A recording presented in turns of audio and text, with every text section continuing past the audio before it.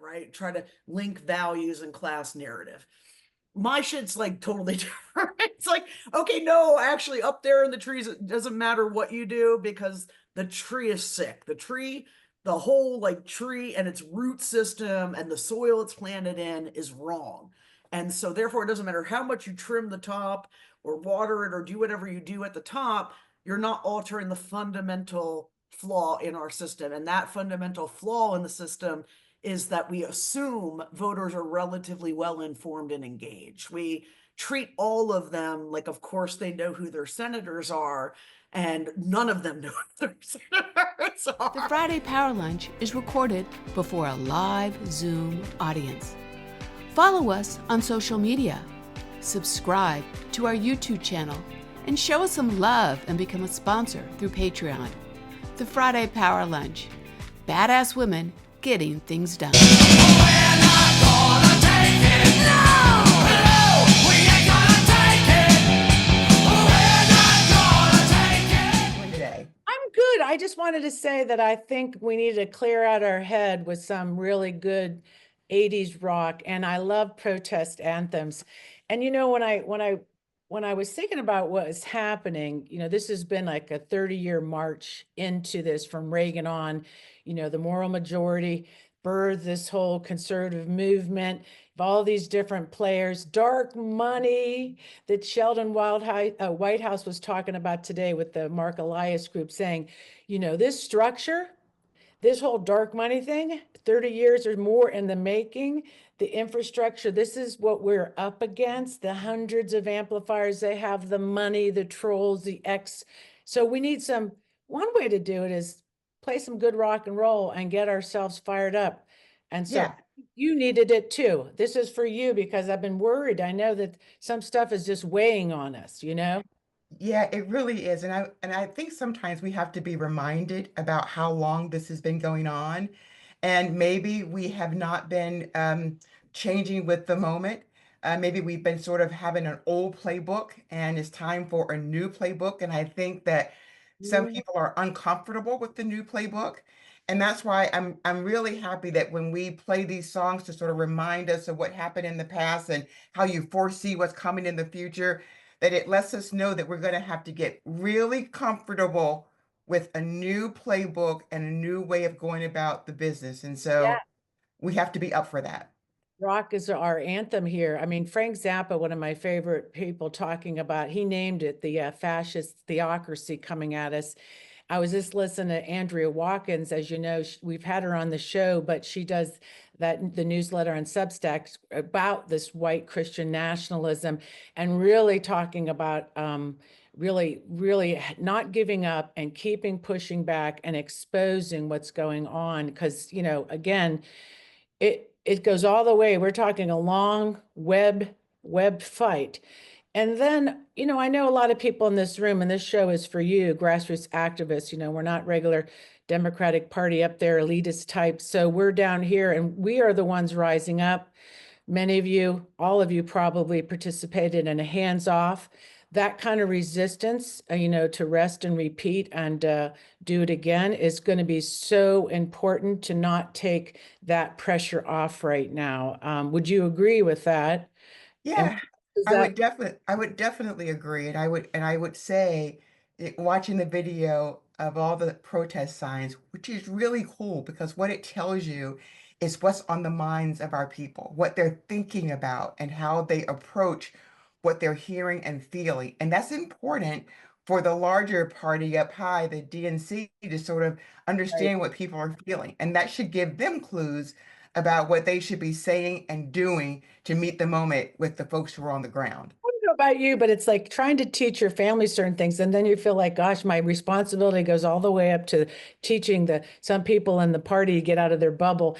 And I know last night, I don't know how many, if you let us know in the room, if you watched Robert Hubble last night, Susan Wagner launched through the Grassroots Connector, their new Substack, and you should subscribe to the Connector if you're in the room, if you haven't already, really saying what needs to be said. And that was one thing they really talked about is the importance of listening to the grassroots, but also that the response was this this war room that Ken Martin put together. Did you have a chance to sort of figure out what that thing is yet? What they're gonna do and what that means? I mean, I didn't see any of us in there, so I was just I was just going to say we're not in the war room, so I'm not But sure they're what that's around. going to. We're not in there, so I'm not sure what that's going to look like. But I do want to talk about something that's on my mind this morning, and because I feel like I have to say it, and I want to be really authentic about it. But yesterday when the SAVE Act passed, we knew that it was going to pass. I Wait, mean that. wait. What kind of act? We're not calling it the Oh, Save. the Slave Act, The when the Slave Act. The Slave Act, when the SLAVE. Slave Act passed, we knew that it was going to, Yes. and so that wouldn't surprise us. But I have to tell you, I was really disappointed that 4 Democrats signed on to that. Jared Golden from Maine, Marie Gluesenkamp Perez from Washington, Henry Cuellar from Texas, and Ed Case from Hawaii. And I just want to be clear about why I'm disappointed. I recognize that there are times when they have to do things to sort of Right. help keep their coalition together. But as a party, we're talking about this being one of the worst voter suppression bills practically ever in terms of what it does to marginalized communities, what it does for women, to make it harder to vote, all built on the fact of a lie that Right. illegal people who are here illegally are voting. And so when you are a Democrat and you subscribe to that, there is not very much you can say to me to make me understand that. Now, I think the bigger piece that I just want to get off my soapbox on this is that Mm. on the ground, we want to see us stick together on some issues that we believe are central and core to the Democratic Party. So I'm not going to take that away from the work that all of us do and all the hard work that the other Democrats are doing. But I want people to know that those 4 Democrats really hurt people and created a big disappointment in what we believe is important to this movement right now. I agree. And I know that that was really hard on you. I want to recognize that. I mean, I know because on us all, but it really was. I think what people don't realize, I don't understand what they're thinking. This is not normal. We saw some representatives vote for that first immigration bill, whatever the heck that Laken Riley Act. And we're like, what the hell are you doing that for? Because if you're just really worried about saving your own ass and you think you're going to get reelected, you're in the wrong business, my friend, and we're going to unbusiness you. And I don't like to talk like that, but it makes us mad because let me just say that I watch people in this room every day call their senator, call their congressman, call right. And so this really does hit us a little differently that Rachel Bitecofer would call the normies that aren't paying attention. But those of us, the thousands of us doing this work, when the party behaves like this, so I have to tell you, when I was texting in bed this morning, I texted a Congresswoman, Jennifer McClellan. I'm like, Fennell's really upset about this, and we're all upset about this. And so she actually called me, and I was like, appreciated that. But there still is this positioning that these 4 people are in these Trump districts. They have to vote this way. And I'm like, I'm just not sure that that is correct, because if you're not, talking to your constituents about why this is really unfair to voting, it's voter suppression, that should never be okay, right? So yeah, we'll unpack that more later because I'm really excited about our lineup today. I do want to say that we did hear something, and I want to see everybody in the room. We should give some celebration to, we saw that the Supreme Court did have a reply that Kilmar Garcia is going to come home. That looks like that he will, Abrego Garcia's release from custody is going to happen. And I just feel like, thank God the Supreme Court did something, but there's a lot the Supreme Court is actually signaling that it's willing to let this administration do. That's sort of like, yeah, we're going to, let you sort of abuse and get rewarded for doing illegal things. That's why I'm so glad that Gene Rossi is here today. So let me just get into some show business, Fennell, and stick Sure. with me, because this is what we do. If you're new to the room, Thank you for being here. You are on Network Nova's Live Friday Power Lunch. It is April 11th, and we're ready to get down to business. Fennell and I are today's co-hosts. Carrie's taking a little sabbatical, so we're glad that she has time with family. But we are ones bringing you the guests, the hosts, the issues, the action to fuel the grassroots movement, which all of you are in. And from coast to coast, we get it done and we make politics fun. This is a friendly, supportive room. We also get, we get ourselves outraged in the chat, but we don't get nasty. And if you do get nasty, we'll just boot your butt up. The best time of the day today is 1 p.m. to 1:45, where you'll get to unmute and come into the room. And I'm hoping Rachel can stick around. We'll see about that when we talk to her. This is where it's community time. So we're glad you're here. And thank you to our patrons. We've been really building this up. We really need your support. So if you want to consider throwing $5 in our 5, 10, 25 a month, it really helps us make sure. We had to upload our Dropbox account because we have so many videos in it. So that little money does really help. So thank you to everybody that loves us. And I just want to say hello to our guest today for Under Siege, Democracy's Frontline and Crisis. And we have Rachel Bitecofer here with us today. She's the national analyst, pollster, and badass political strategist. And if you don't have her book, Hit 'em Where It Hurts, How We Save Democracy by Beating Republicans at Their Own Game, then you need that playbook. Oh, look, Fennell has it. Yay. It's so exciting. And then we're not sure, Gaylene Kanoyton, who is a powerhouse. We've had her on before. She is a Democratic Party of Virginia, the first chair of the DPVA, but she may be, her plane was delayed, so she could be landing. We'll see if we get her in the room, but don't worry, we have things planned for you. And lastly, our favorite legal pundit, Gene Rossi's here, and we're going to get to all things illegal. He's a trial analyst and our favorite Power Lunch pundit. So thank you, Gene, for getting your link and getting in the room, so that's awesome. So today, we decided that we're going to interview Rachel together. So let's bring up Rachel Bitecofer and get down to, hey, did you get settled in? Were you driving through traffic, beeping at people? Did you have a little road rage at all, or were you cool? No, because of all the things I do really well, Catherine, you should know the thing I do better than anything else is drive. Okay. So I made it here with 1 minute to spare, but then somehow I registered, but all I had on my calendar was the reservation link. So I had to find it on the archive because it was closed.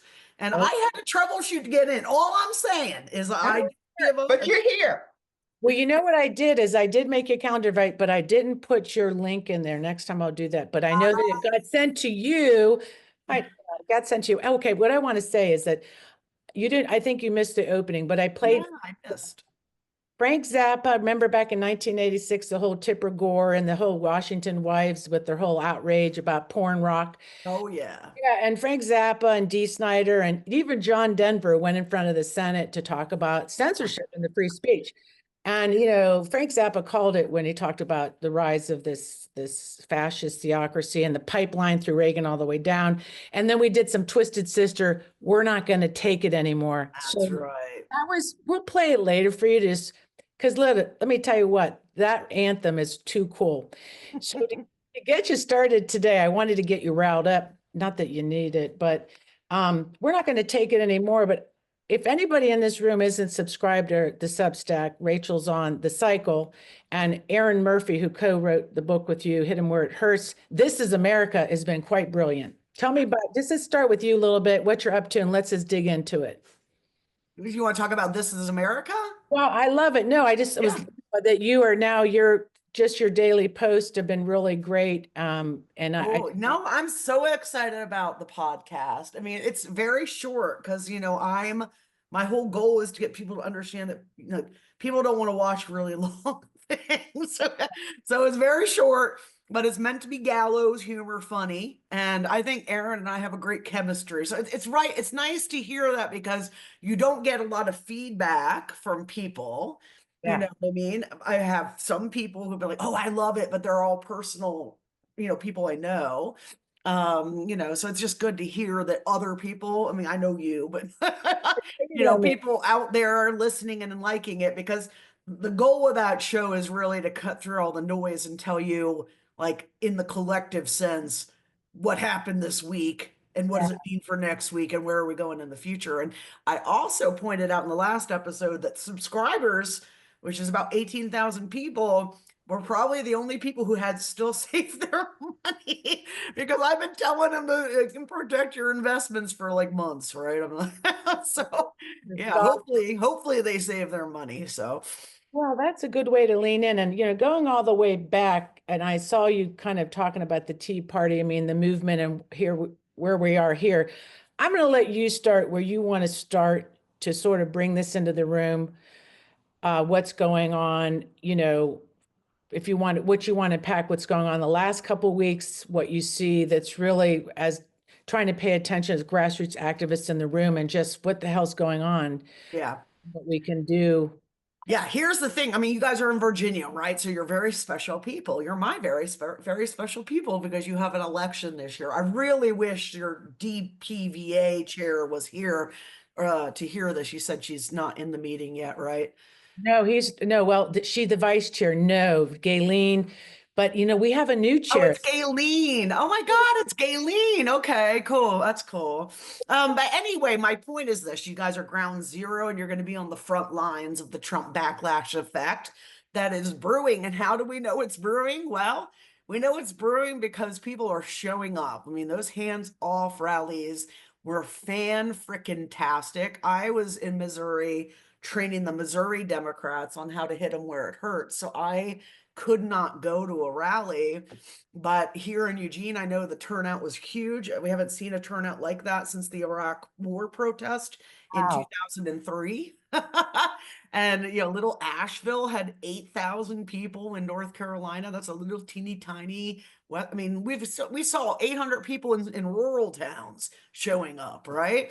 So the energy's there. There's another protest coming up on the 19th. I'm hoping everyone pushes it just as hard and gets out there again. I'm certainly going to be there this time in Eugene. And, the town halls, that's the most important thing you guys can do, is show up at Republican town halls and put pressure on these guys. If you can get in the door and bring, friends with you. But yeah, go in there.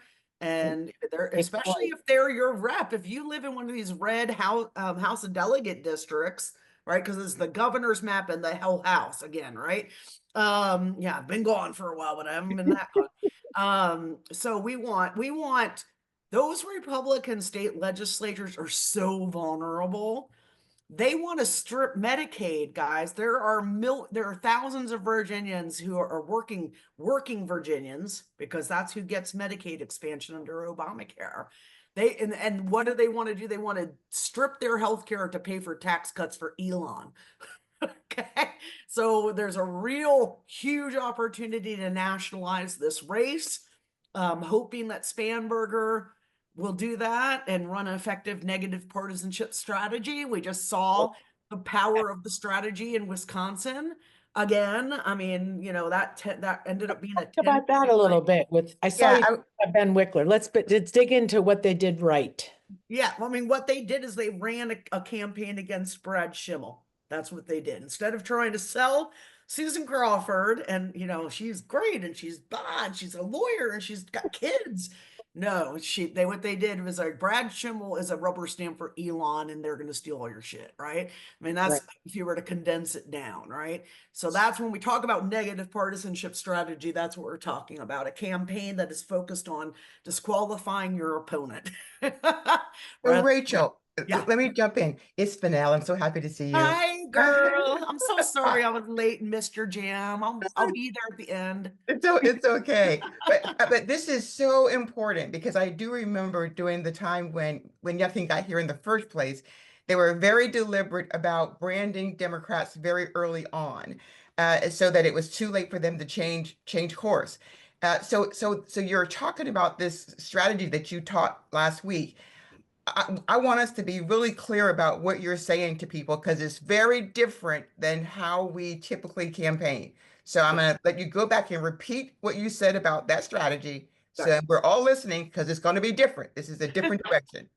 And again, there's nothing I can say here that replicates reading the book and having that book on hand to go and refer back to. And if you think you don't need it, I'm just not to flip my boat, but to convince you to read the book, to read it, not just own it, is that Ken Martin, the new DNC chair, is a big, like, this is his Bible, right?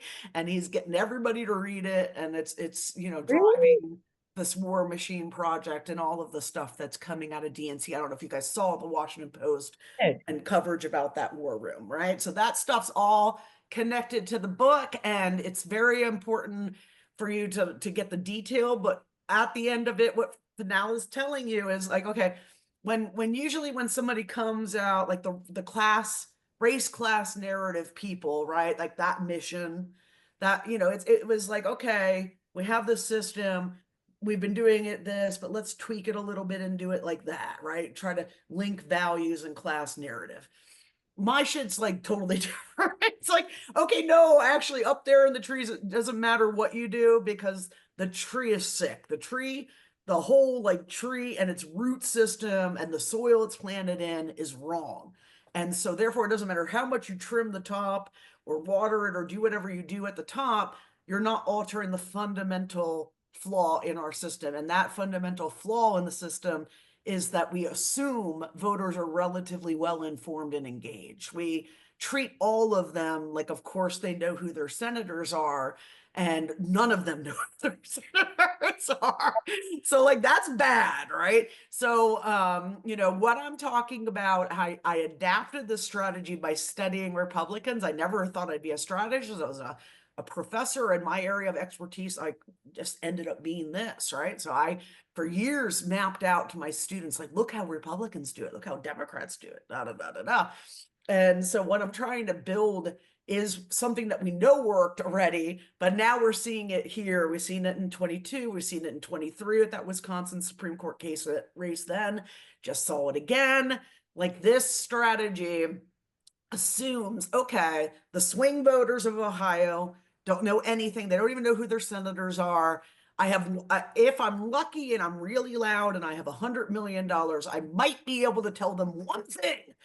Okay, maybe. That's gonna be very hard to get them to know that. And that one thing is, dude, this guy's coming for you, right? Like, it's got to be about branding them down and us up, right? And so it's a very different strategy. You're running against your opponent and not running to sell a product, but more to discount the other option. Ooh, I like that, right? Okay. No, and so I would really feel really better if I knew you were in that war room. Yeah, me too. How do you get in? Are you got a key or what do we do? Your book's in there. My So book's in there. we're gonna, that's everybody in this room that's gonna call Ken Martin and say, this is, I think if you led the war room, we would feel better. Because Well, there's a leader. I don't want to lead the war room. I want to be the chief strategist of the war that's what room. of Yeah. course. I'm But when we- not an administrator. So they hired Tim Hogan. I think he's going to be a great administrator, right? But Okay. I would love to be doing strategy for Well, me. I'm glad the book's doing it, but you know, no one does it better. we do the strategy because Fennell and I were always, we talk behind the scenes talking about building our own war room and think tank that we need to do that. So when that came out, and I feel a little better knowing that maybe they're used in your book, but yes, you would be awesome. So let's talk about in this moment, you know, you said like right now, what's going on, the freak out is our opportunity right now. You were talking about that with the economic we talked about the tariffs as you came in the room and really that Generational. shit's going on, right? So, and the money in our market helping, you're actually a stock analyst, I guess now too, that you've gotten people's money out of the market.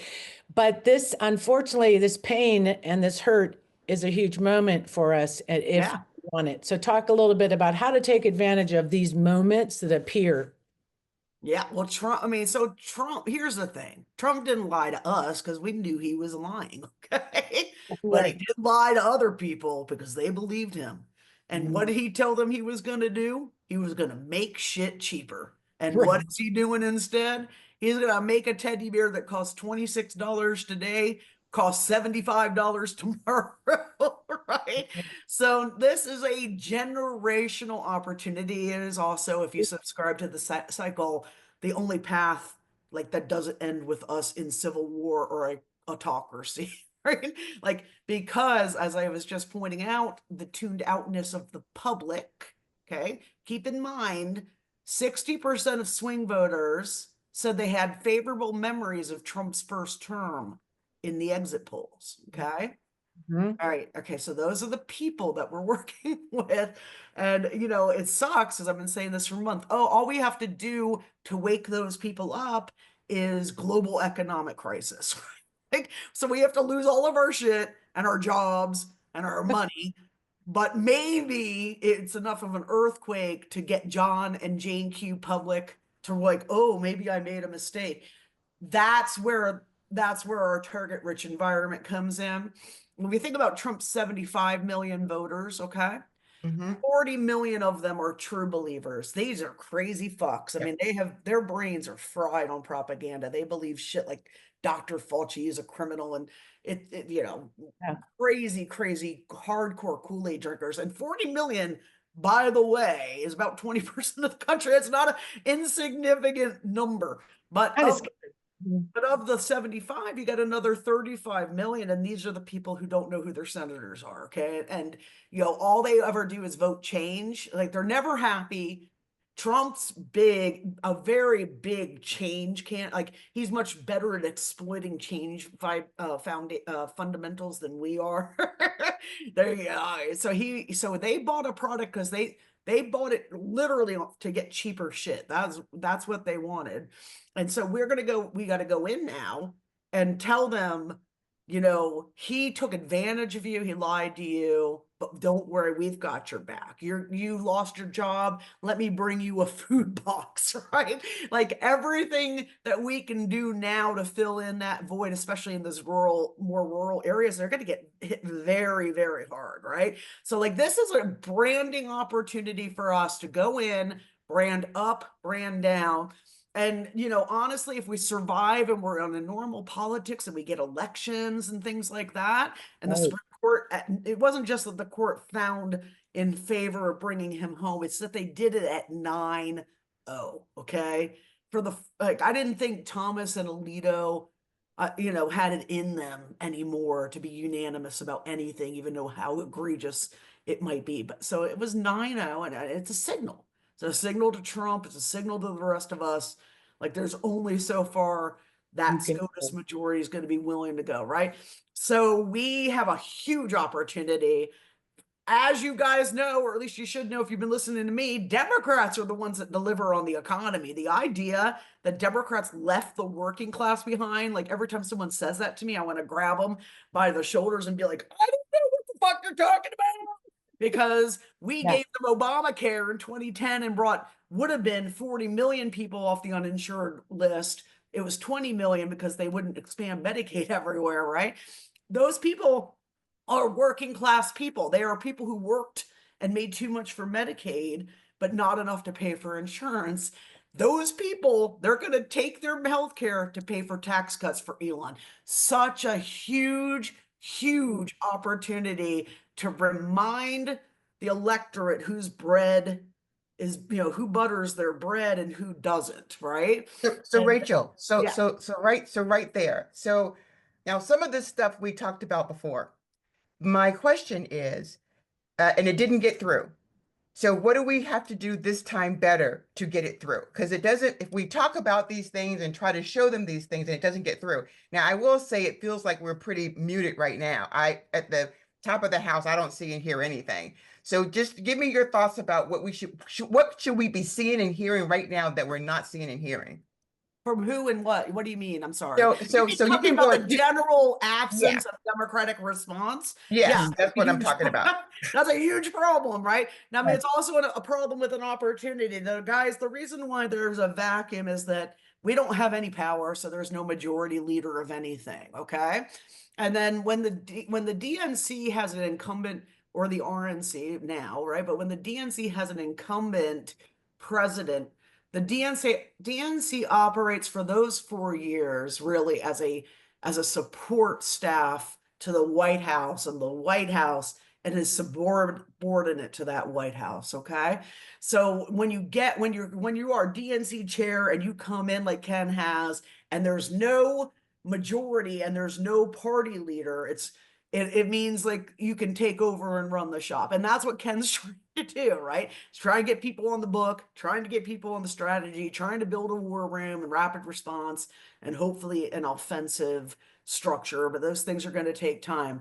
In the long and the short of it, what you guys, I know you guys want to see more fighting. Like my stepdad's like, I don't see him fighting. I sent him the video of JB Pritzker's State of the Illinois speech, where he was very clear and spent a lot of that speech talking about the threat of fascism.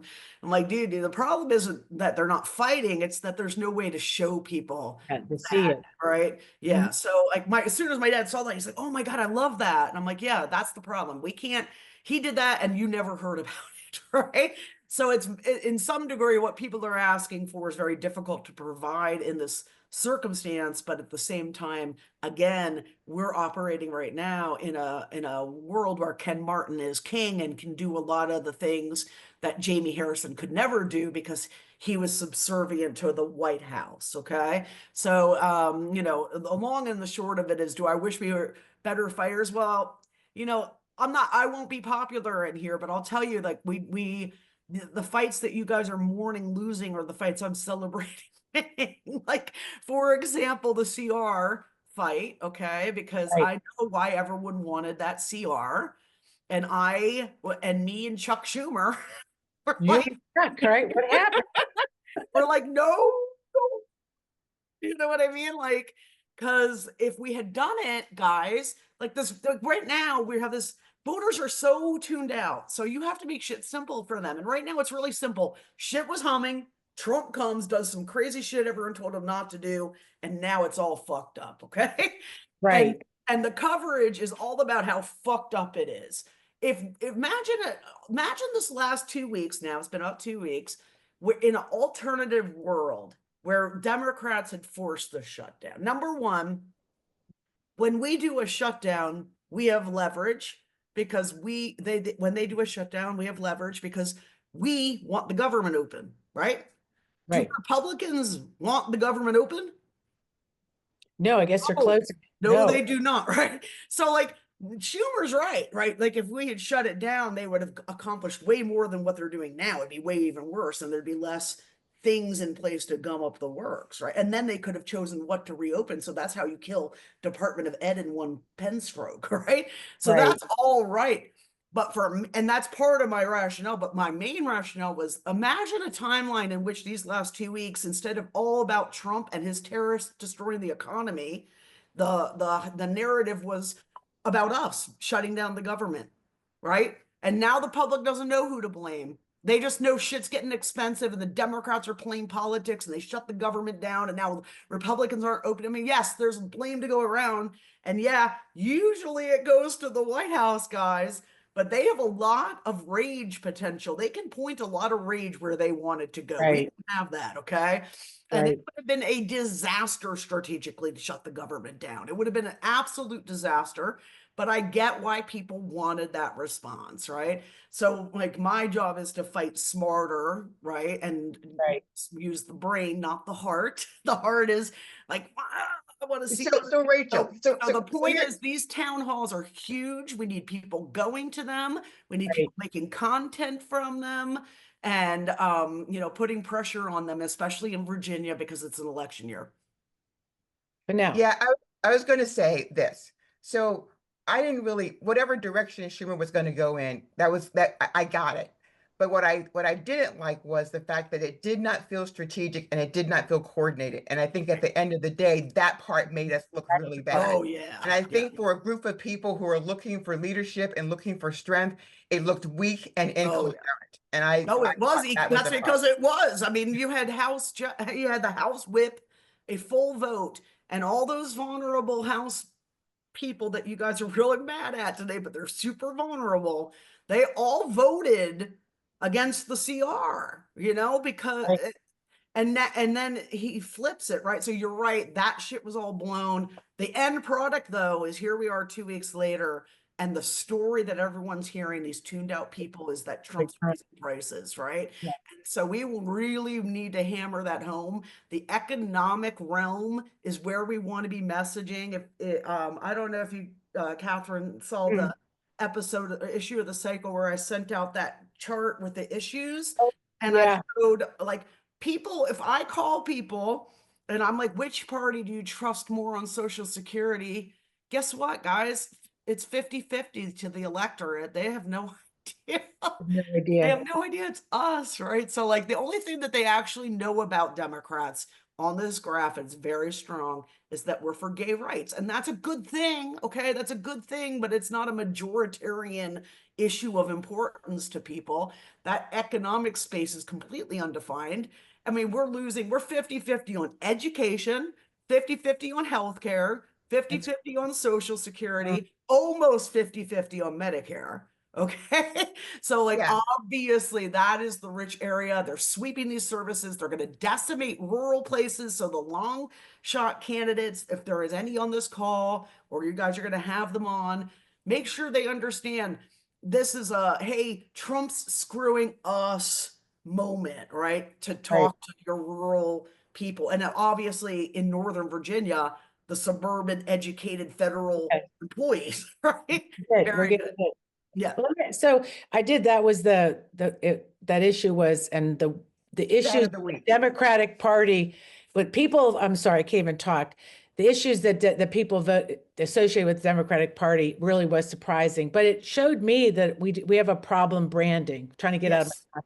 That everything you just said is such the reverse. So that means that we do have to do a lot of voter education, voter outreach, and it has to be almost a street fight door to door. Because like Fidel said, we're seeing ads in Virginia where Republicans are breaking through, but we don't see the ads anybody else is running about this. And so, Jen Kagan's the representative that took over from Elaine Luria running ads. We're seeing him come on the phone.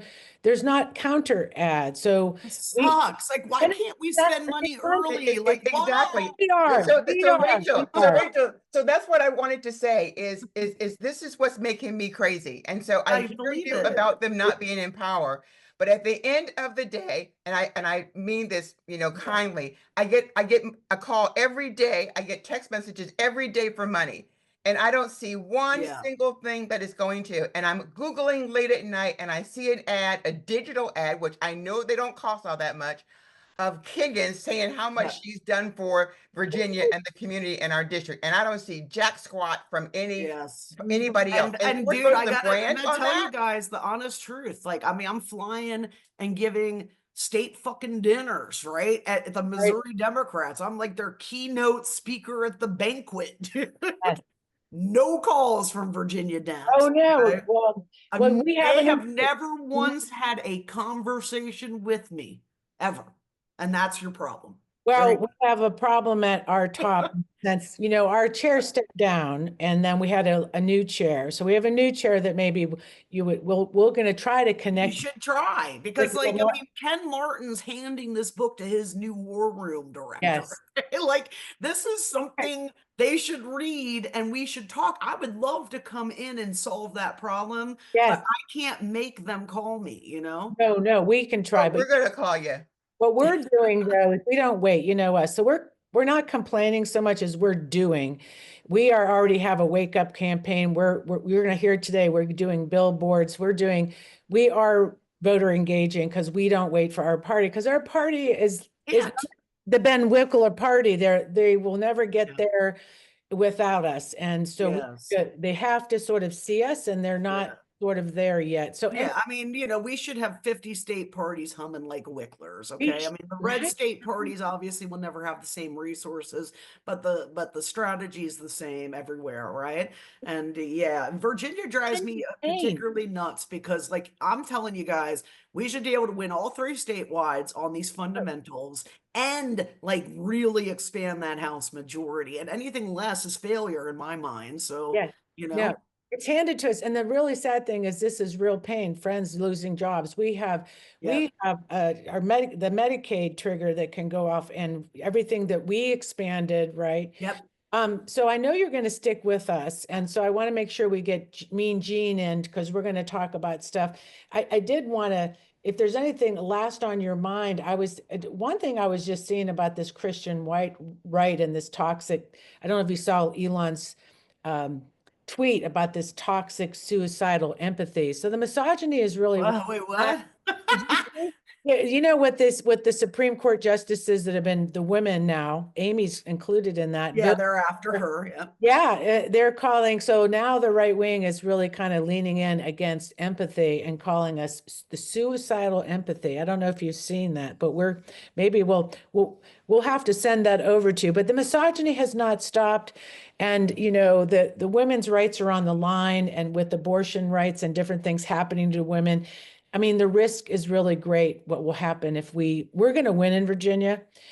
I really believe that. My fear is about the SAVE Act. If anything happens with voter registration here, we're hustling to make sure we get ahead of that, you know, with voting, being able to vote.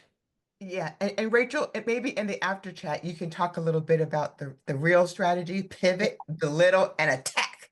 And so we can all understand how you do that. Yeah, so we're going to go over to I'll be here. I'm just going to go off camera. Okay. Oh, yeah. Oop. Well, good, because you know who I saw in the background. I don't know if you saw that, but I saw Hammy. Did you see Hammy? I saw Hammy. I was laughing. Hammy was getting on the couch and doing all that. So how are you feeling? Are you feeling a little better? Yeah, I am. I am. I think what Rachel is saying is exactly right. And you know what? We will, you know, our DPVA will be fine. We have good people there.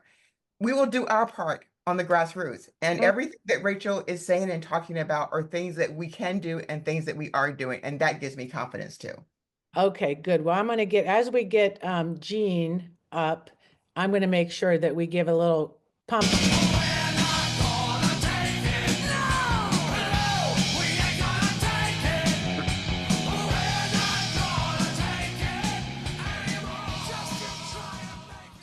Jean, the dancing machine, legal. That was a great show. That was a great show. You're on the show. It's not over. We're excited to have you on. If I in the room, you know, I was thinking about deja vu, Jean, when you ran for lieutenant governor back in 2017. You know, that's how long we've been hanging out. We've been hanging out. And I've been dying to say, go Buckeyes, go Buckeyes. Yeah. Well, you know, the Buckeyes, the one thing I did well was marry that my man and go to Ohio State. Those are two things I could point to that I'm pretty good at. But I want to make sure I introduce you in the room. For those that are new, this is Gene Rossi, and you will find him on sometimes MSNBC. He's a legal pundit commentator. He's a trial analyst, and he's our favorite legal pundit on the Power Lunch. And I want to say that we invited you here because, geez, Gene, there's so much to talk about when it comes to illegal. And I'm just going to, you know, without sort of setting this up, I want to see what's on your mind because there's so much going on with the law firms being under attack, the legal profession, that we see that Trump is really trying to take retribution against enemies. But let's start where you want to start, because I know we have some good news out of the Supreme Court. So what's on your mind? Here's where I want to start. The President of the United States is a convict. The President of the United States is a criminal, and he has no moral compass. The sad part is, and I love listening to Rachel, is that 55% of the the people who voted, the exit polls, they thought he was doing a great job, or they had a positive view of him. He's a criminal. So I just want to put that aside for a second. The other thing I want to mention is this. This is the first time in history that the President of the United States has had 3 of his personal lawyers holding the Attorney General spot, the number 2 spot, Deputy Attorney General, and this Emil Bove, who's sort of the Iago of the Justice Department. So 3 of his personal lawyers are running the Justice Department. Third point I want to make is this, and I'll get to the opinion of yesterday, is what is going on in the Department of Justice is cold-hearted, categorical retribution. And I just want to focus on one of the most hideous U.S. attorneys ever to be appointed, even as acting. His name's Martin, not to be confused with our DNC chair, but the U.S. attorney in D.C. is engaged in a witch hunt on steroids. All the prosecutors who were involved in J6 cases, he wants to investigate whether they broke the law. And he wants to take retribution on the FBI agents who supported that. Well, I represented one of the Oath Keepers, not because I believed in Trump, but he's entitled to due process. 21-year-old kid, he had autism, and I proudly represented him because I think they overcharged him.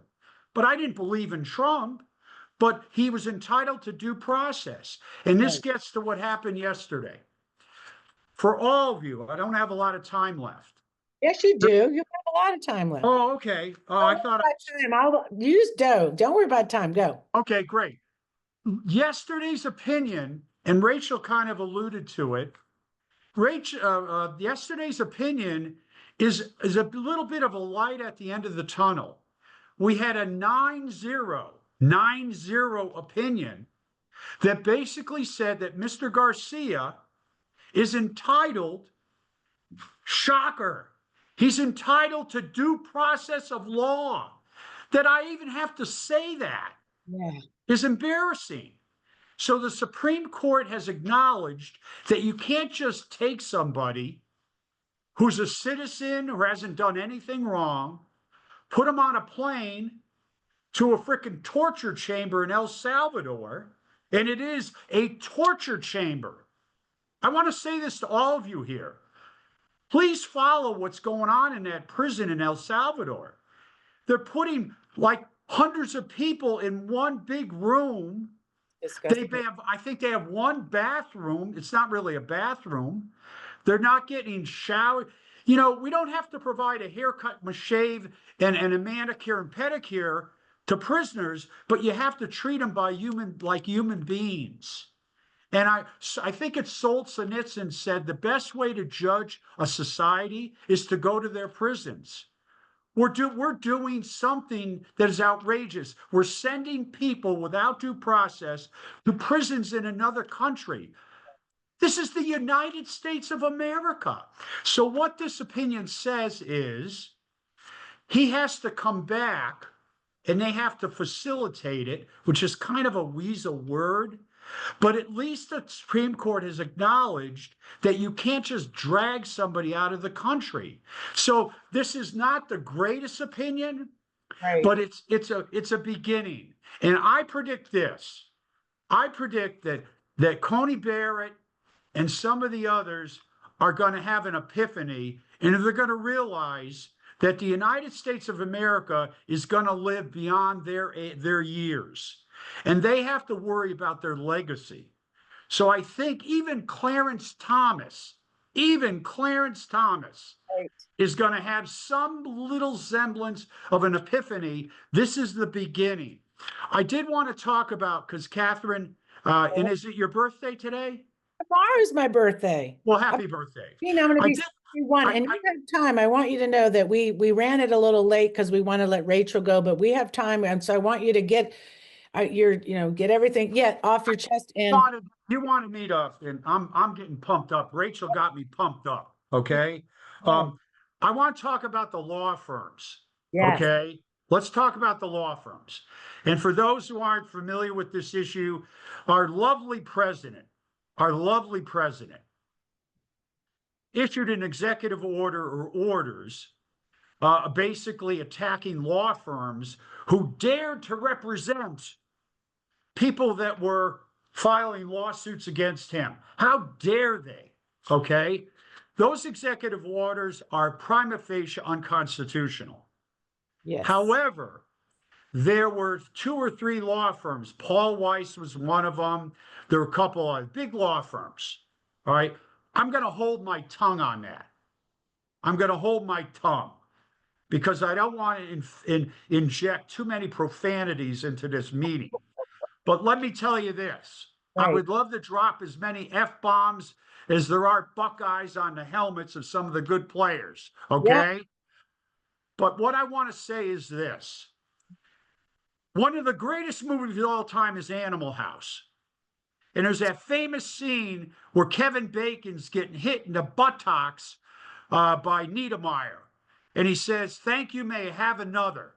Okay, it's a great scene.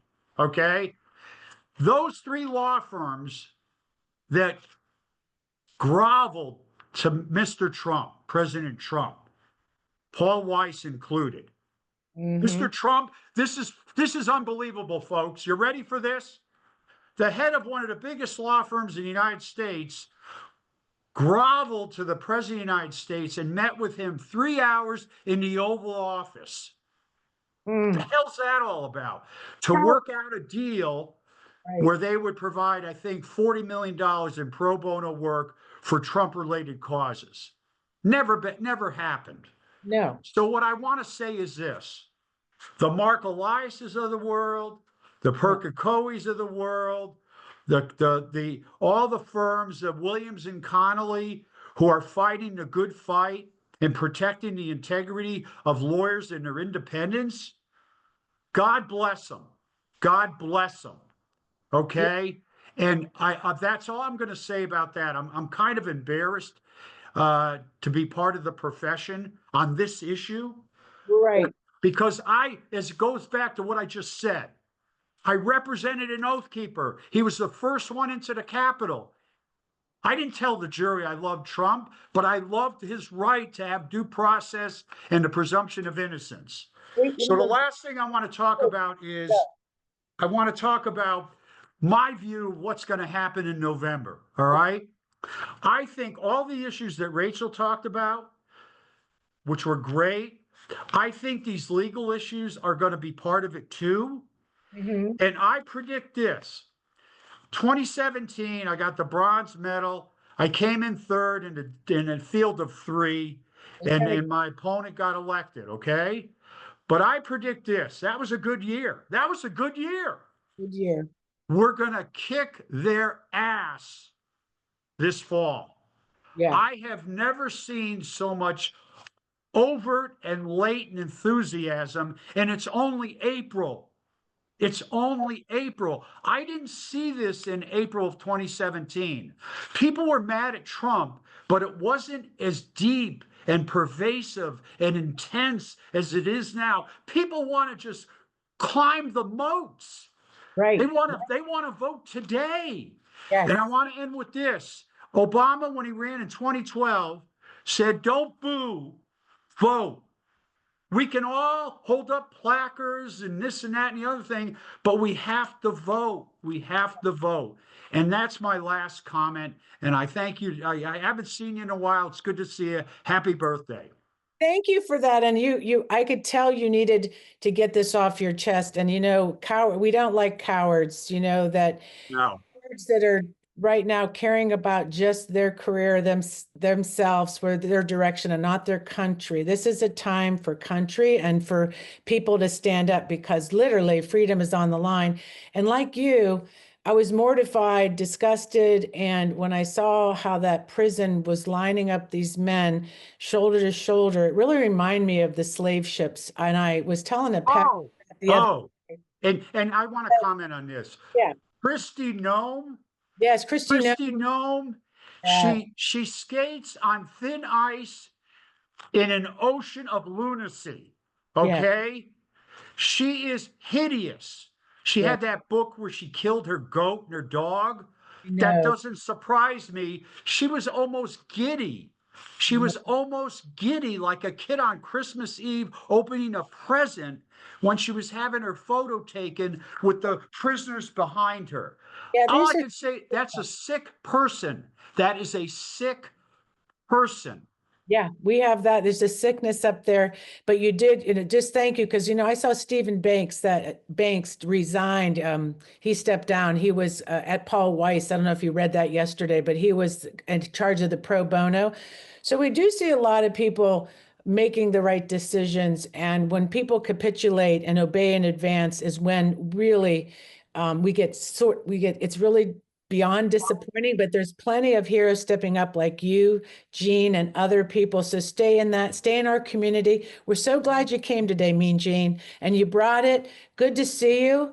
And I want to bring up, if you could stay a couple minutes in the after chat, please do. But I want to bring up Fennell Norton so we can talk a little bit. Sure. Thanks, Jean. Thank you, everybody. Thank you. Thank you. Yeah, Thank you. I was so happy to hear Gene. Perhaps he'll come to Linda Schultz to our Democratic Committee meeting because we could use that. What he says is so powerful. And that's how we have to talk to people so that they can really feel and understand what's happening. And that's part of it, is making them as disgusting as they are. So for that 40 million that Rachel's talking about that we can't do anything with, there's another 30 million that when they hear and understand and see what these people are doing, they will be disgusted, because he was right. The Christy Nome thing was just utterly disgusting. Just disgusting. I have a theory that she's like sort of the Matrix, like kind of some kind of robot. These people they have some kind of weird surgery they get to. She's just really just a bad person. And I want to recognize that we saw, like when Trump went after these people that were exercising their free speech as a citizen. You know, I'm sure people read the article with Miles Taylor. He was the one that penned the article in the New York Times. He was the resistor inside the White House that probably stopped Trump from doing a lot of things like blowing everybody up. And that there was another person too, that was Krebs. He was the one who did security, speaking up about the election. So he's on the retribution tour. So it's our job to make sure we get out the information to people. Before we go over to the other side, I want to make sure we talk about the Women's Summit. Okay. Now, for those in the room, we got started in 17, Jean said. We got started in electoral politics, and we started doing an event called the Women's Summit. It's open to all, but it's organized by women, so we kept the name because, they're trying to erase us. We better keep it. But we have this summit on June 27th through the 29th in McLean, Virginia, because Virginia is going to be where it's at. I want to announce that we have a really great speaker. We're really honored. It's going to make the trip from California here. Robert Hubble will be joining us. I've already invited Rachel. I'm waiting for her to get back with me. But Robert Hubble is going to be joining us, and he's just such a great thought leader. And just some things for you to know. We have Antoine Seawright, the Democratic strategist, Robert Hubble, Jennifer McClellan, our representative, Don Beyer, another congressman, man from Virginia. We'll probably have a lot of our Congress people coming. Abigail Spanberg is going to be here. Simon Rosenberg is coming in. We have the Red, Wine, and Blue team. We have just a long list of people and sponsors. So I want to make sure I call this attention to everybody in the room, because our tickets are on sale. We want to make sure we get you there, and the hotel room block is ready. So that's we're going to work on all great stuff. We want to be together for these 3 days. Storyteller, because the new C word, everybody, our C word for the summit is community. Connecting and community and getting together in collaboration. So And I just have a book to sell or anything you want to sell?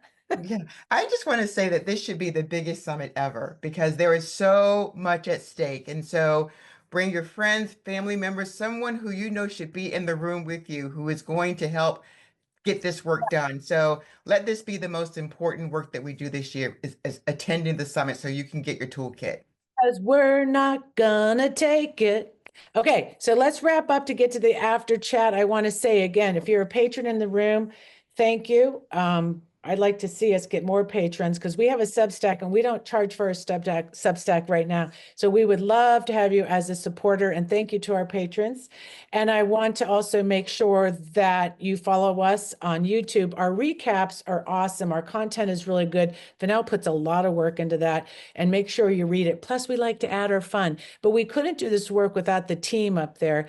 I wanted them to give a wave. Every Friday, it's a really great comfort when you have to get your your hair looking okay, that you have a team that's always with you, and that we work together all week long and make sure that we are ready to go for everybody today. So thank you to everybody up there. Next week, it's all about the Slave Act, right? So we have Aaron Mukherjee coming in from the Elias Law Group. We have Corey Amron from the Women Lawyers on Guard. Let me say that again, Women Lawyers on Guard, and Anthony Flacavento from the Rural Urban Bridge Divide. He's from Ruby. He'll be here. So next week, we'll be talking about all things legal and bridging the divide. So hopefully, Robin, if you want to get our rollout credits up, I hope to see you on the other side. Make sure you're here next week. And we're not going to take it. Keep speaking up. Speak your mind. It's the power you have is your voice. Thank you.